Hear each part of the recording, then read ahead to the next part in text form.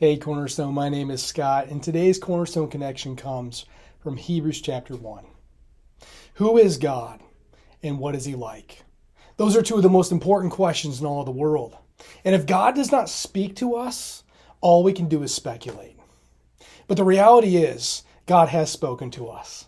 He has told us who he is and what he's like, because he's given us his one and only Son.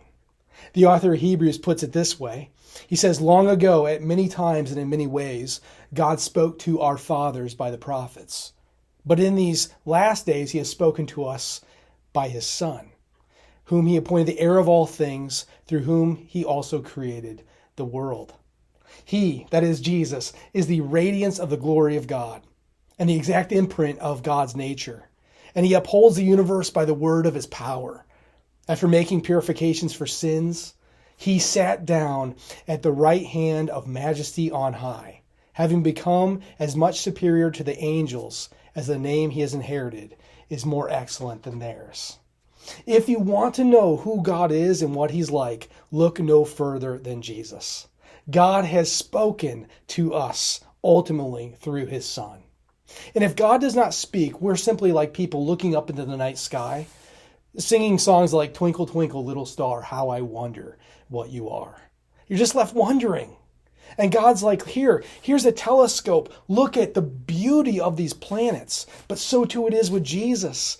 Instead of wondering what is God like, he says, here's what I'm like. Here's my Son. Behold his beauty and glory and splendor and majesty, and be amazed. You see, the author of Hebrews says that Jesus is the heir of all things, the creator of all things, the sustainer of all things. He has supremacy over all things. And ultimately, the author says Jesus is God. He is the exact imprint of God's nature. What does that mean? Well, the fact is, if you have kids, they might look like you, but they are different than you.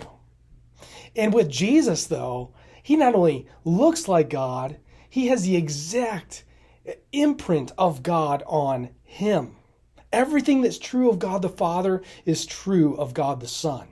And so if you want to know what God is like, look no further than Jesus. In fact, we're told he is the heir of all things. The heir back then was a person that was invested with everything, given full authority over everything. And the reality is there is nothing in all of creation that Jesus does not own. Furthermore, we read that Jesus is the creator of all things. Verse 2 tells us that the world was created by him. Think about that. You were created by Jesus. This world and everything in it created by Jesus. The Apostle Paul says in Colossians 1:16 that Jesus created the world, and that includes heaven and earth. He created all things, invisible and invisible, whether thrones or powers or rulers or authorities. All things have been created by him and for him. Jesus created the earth, the sun, the planets, the stars, and all life. It's amazing to behold him. Furthermore, we read that Jesus is the sustainer of all things. Without Jesus, everything would disintegrate. He keeps your body from becoming unglued. He keeps the chair that you're sitting on right now holding you up.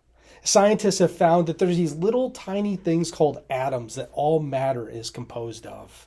And atoms have a nucleus and protons and neutrons and electrons. And those electrons, like a little solar system, are flying around the nucleus.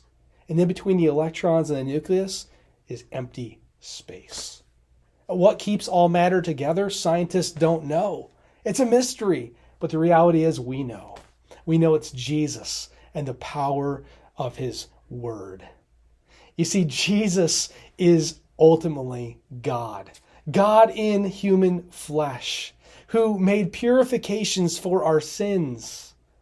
And dying on that cross for you, he rose from the dead, victorious over sin and death. He has made the way for you to become right with God. And after 40 days of being seen by people, he ascended into heaven, where he sat down at the right hand of God, the right hand of the majestic God who rules and reigns from on high. And right now, Jesus is sitting there on his throne, ruling and reigning over all things, and inviting us into a relationship with him. He's calling all people everywhere right now to turn from their sin, trust in him, and experience a life of worship. You see, what a privilege it is to know God. We know that he speaks, and he's still speaking today. And he's speaking to us ultimately through his Son. And we get the privilege of going out into this world and declaring the good news of Jesus Christ, so that more people might see him and behold him and respond to him in faith and worship him both now and forever and ever.